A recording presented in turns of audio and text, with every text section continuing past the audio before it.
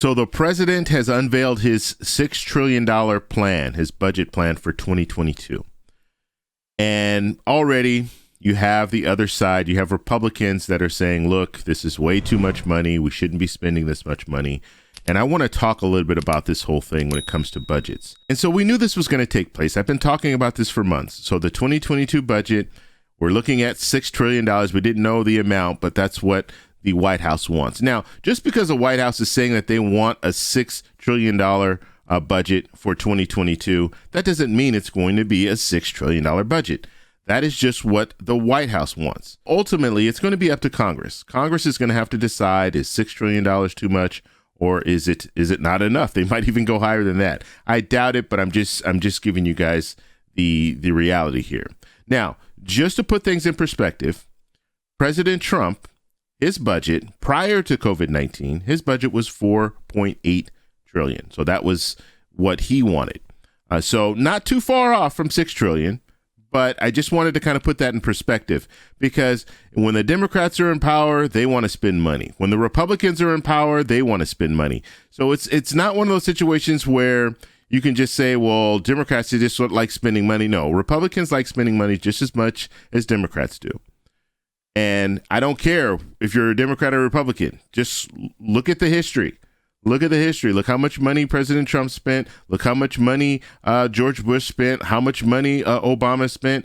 Look at how much money they've been spending all this time. So if we're in a situation where we want to look at one party and say, well, you know what, they're for saving money or they're for bringing down the deficit, it's not happening. So if that is their platform, it's not working, because both parties are spending. When we're looking at this $6 trillion plan, so we're looking at the American Jobs Plan, we're looking at the American Families Plan. Those are the two infrastructure bills that they're discussing right now. Now, the White House is saying that the $6 trillion will cover that, but it's going to cover that over the span of 15 years. Okay, it'll be paid for in 15 years. Now, what the White House doesn't want to do, what the president doesn't want to do, he does not want to raise taxes on people making less than $400,000. And that includes these user fees and some of these other things that you're hearing come out, gas tax increase and all this stuff. President Biden does not want to add that. Okay, he doesn't want to have that as a pay for when it comes to this infrastructure bill, because he knows that's going to affect every American. And people making less than $400,000 are going to be paying more for gas and paying more for groceries and all that. So he doesn't want to do that.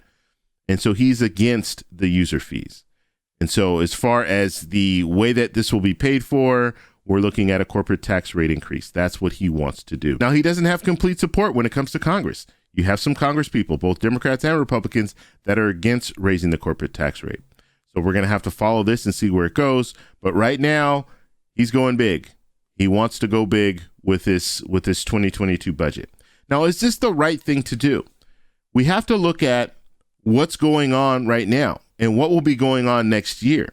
So right now, the White House is negotiating with this infrastructure bill, this first portion, the roads, bridges, and broadband. That he's negotiating with Republicans when it comes to that. Now, I think we're at a point right now where we can look at the negotiations and pretty much say, I think they're stalled. I don't think they're going to go anywhere. And so we're probably going to see reconciliation. We're going to see reconciliation for this first infrastructure bill.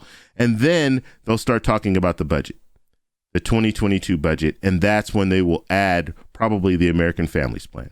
Okay. Now, we have not heard any talk of a forced stimulus check. We have not heard any talk of a raise for Social Security, extension of enhanced unemployment. We haven't heard of any of that. Okay. That has to be hashed out in Congress. And the White House has already indicated, look, stimulus checks, that's going to have to be decided by Congress. The White House did not want to weigh in on that. And so we're going to be looking to Congress to see if they want to add something like that to this American Families Plan.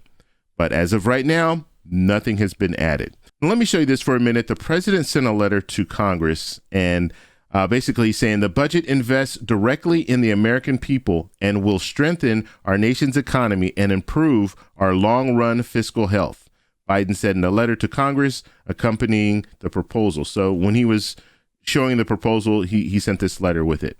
It reforms our broken tax code to reward work instead of wealth, while also fully paying for the American Jobs Plan and the American Families Plan over 15 years. It will help us build a recovery that is broad-based, inclusive, sustained, and strong. So that is his plan.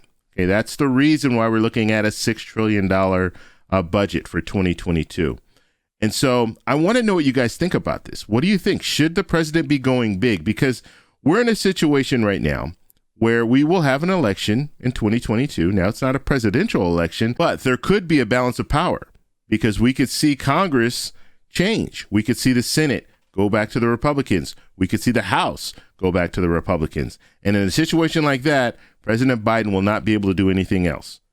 For his last 2 years as president, he will not be able to move anywhere because we know how things go. We know how party politics are. No one wants to get along. And so if the president wants one thing and you have Republicans on the other side and they are in power, they're not going to want it. And so we'll just have pretty much 2 years of nothing happening. And it's very frustrating, but that's how our system is. That's how our system works right now. We cannot come together. Even in a pandemic, it's hard for politicians to come together on both sides and decide on something to help the American people. So what do you think about this? Do you think that the president should go big? Should he go with this $6 trillion plan? That's what's on the table. Should he move forward with that? Go ahead and get all the things that he wanted to get accomplished, get that done in the first year and see if it has a positive effect. And if it doesn't, that's what elections are for. So what do you guys think about that? Let me know down below. If you like this video, please give me a thumbs up. Please subscribe for more, and I'll talk to you in the next one.